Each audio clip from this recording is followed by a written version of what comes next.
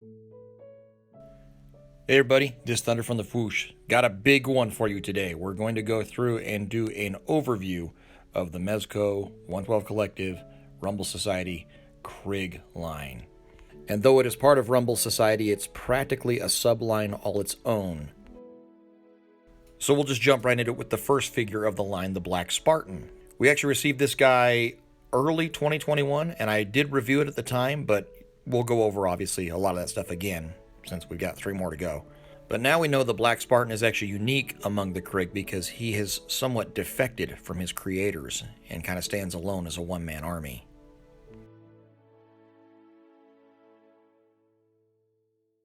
We'll contrast that with the newest edition, which is the Murder Hornet.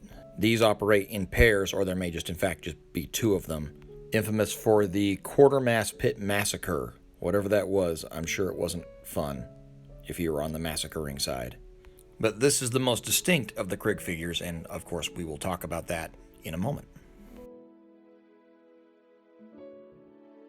So then next we have the Pale Drivers and the Blood Force, which would be the 2nd and 3rd releases in the line, recently re-released in a 2-pack for army building.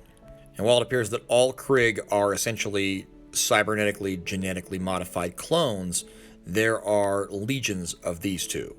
Initially, the Pale Driver was just a Mezco site exclusive, and the Blood Force was an Asian market exclusive. But now that's been corrected, and you can buy as many as you can afford. So as you've no doubt noticed, the Krig all make use of the 112 Collective cable chestplate and shoulder armor with some new additions for forearms, gloves, and boots. And then, of course, the helmet, which looks a little matrixy on 3 of the 4. They all also make use of Cable's light up feature, which means that you have a little bit of light on the back and then these 3 lights up front that are visible. Unfortunately, they don't come through on the helmets. However, if you take the helmet off, they all share the same head sculpt, and that one does have a light up cybernetic eye.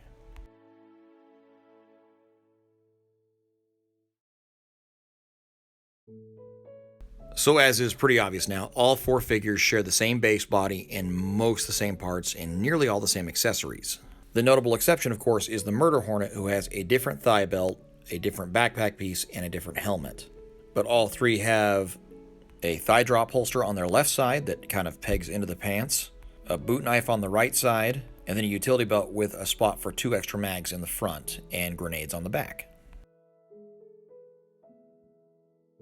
So getting into those shared accessories, we get 4 scythes with some color differences here and there. We get 4 tasers with an effect as well. And their main arm, the MF-112 proton cannon. And like I mentioned earlier, all 4 share the same head sculpt under the helmets, which makes use of that light up effect for the cybernetic eye.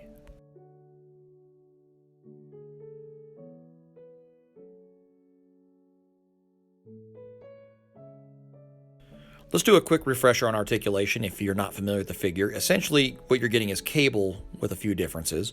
About 90 degrees at the elbows. That upper arm piece does inhibit a little bit there, but not so much at shoulder range. It's designed to fit. The new pads have a little bit of flex to them where the other ones were on a ball peg. And the ball-jointed head gets a little bit of range, but because it's light up, it's inhibited somewhat. You do get a decent range in the torso, and because there's not a lot of armor on the lower body, the knees and hips don't have any trouble.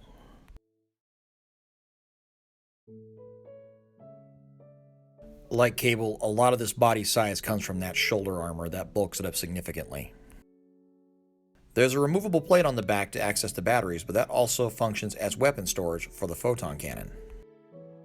Of course, the Murder Hornets have wings on their backpack, so their setup is slightly different. Still, same access point, there's an on-off switch underneath there. And they also gain a little more articulation because they've got an extra 4 points there.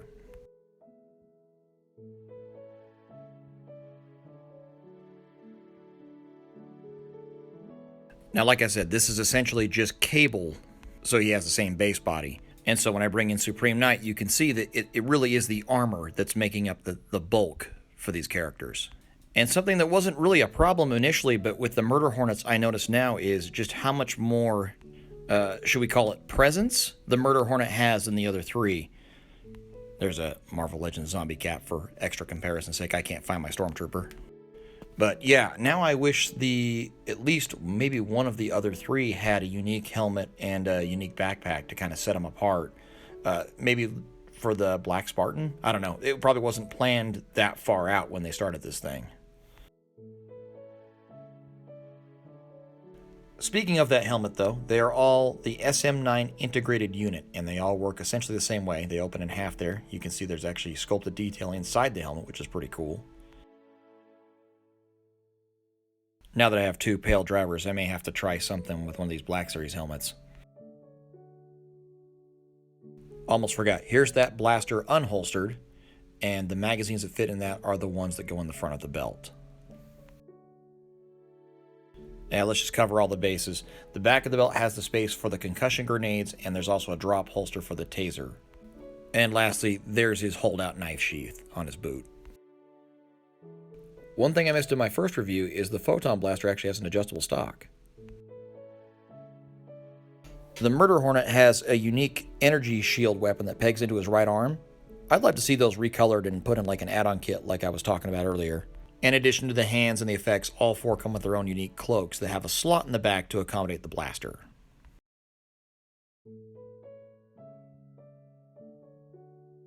So obviously, while I really like these figures, I can see where the Krig's not for every collector. Hell, I can see where it's not even for every Mezco collector. But I do see a criticism levied against them that, frankly, I just see as being unfair, and it's something that's actually bothered me since my old Fwoosh message board days. And that is this idea that something like a Rumble Society character or the Krig is somehow taking a slot away from a quote-unquote legitimate character. And this gets compounded when we talk about Mezco, because there's this idea that, say, for example, Murder Hornet here, coming out as quickly as he did, somehow bumped the 89 Keaton Batman further back in the queue or something. I'm not going to even pretend to tell you I know what's going on behind the scenes, but I can tell you this much. I've been in this hobby a long time. It's never as simple as it looks from the fandom side. And with the last couple years where everything we know about factories and production queues and supply has essentially been turned completely on its head, now more than ever, the idea that character B is bumping character A from a slot that he should have, or character C jumped ahead in line of character A, it's antiquated. And with Mezco, I don't know that it ever was really that relevant to begin with.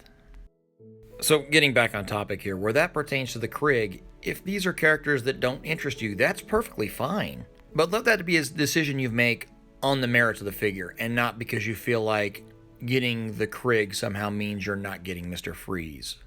And that's it. I'm off my soapbox. Thanks for indulging me there. It's been driving me nuts for years.